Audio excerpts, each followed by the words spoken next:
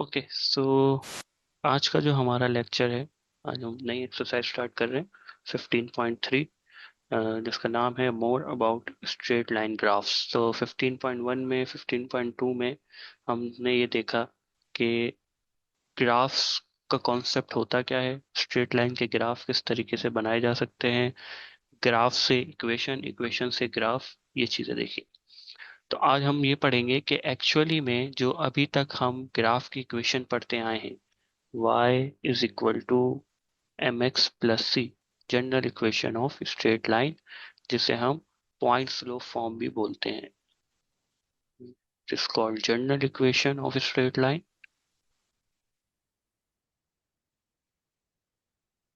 And also point slope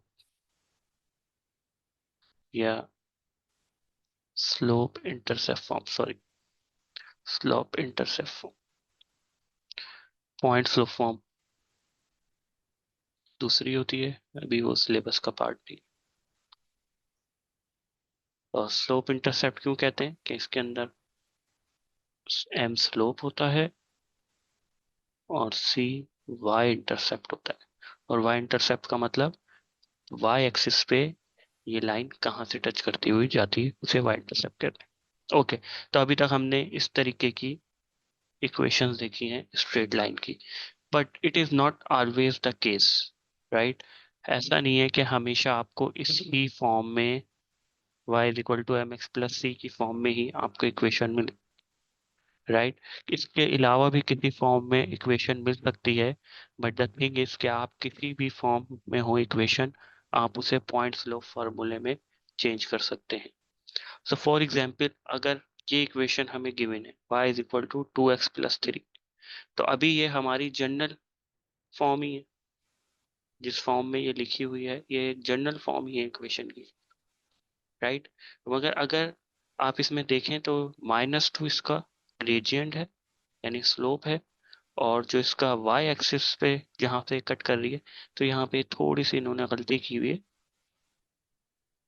वो गलती ये है कि एक्चुअली में हमें पता है कि ये जो y इंटरसेप्ट है वो क्या है, जो y एक्सिस को कट करता हुआ जाए।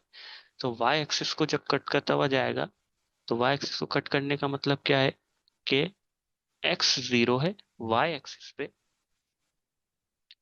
These are x and y axis, x है ये y है।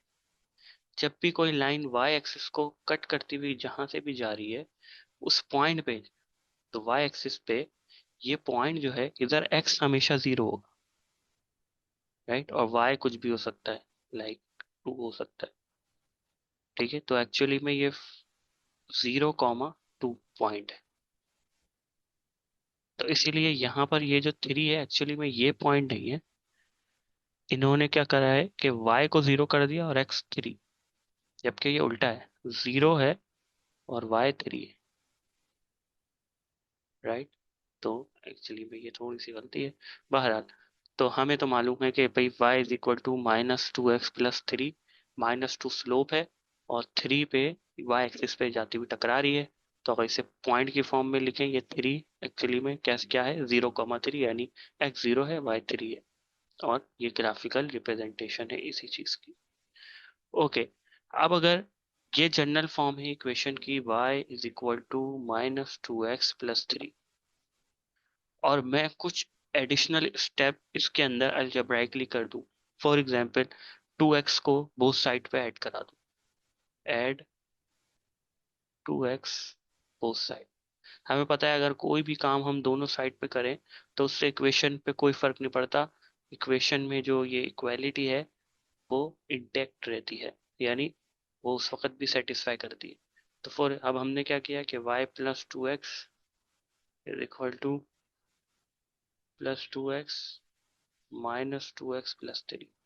तो ये +2x यहाँ और यहाँ दोनों जगह ऐड करा दिया, तो यहाँ 2x से 2x cancel, what we got y plus 2x is equal to 3। अब -3 करा दूं बोथ साइड पे, सब्ट्रैक्ट 3 ऑन बोथ साइड, यानी y प्लस 2x के साथ भी -3 लिख दूं, और 3 और ये -3, तो दोनों जगह -3 सब्ट्रैक्ट करा दिया, 3 को सब्ट्रैक्ट करा दिया, तो 3 से 3 cancel out, what we got y plus 2x minus 3 is equal to 0। तो अब देखें ये लाइन की इक्वेशन अगर आप देखें तो हमने ये चीज किससे बनाई है, इसी से बनाई, ठीक है। लेकिन ये अब जनरल फॉर्म नहीं है, right, not a general equation, क्योंकि अब ये इस फॉर्म में नहीं दिख रही।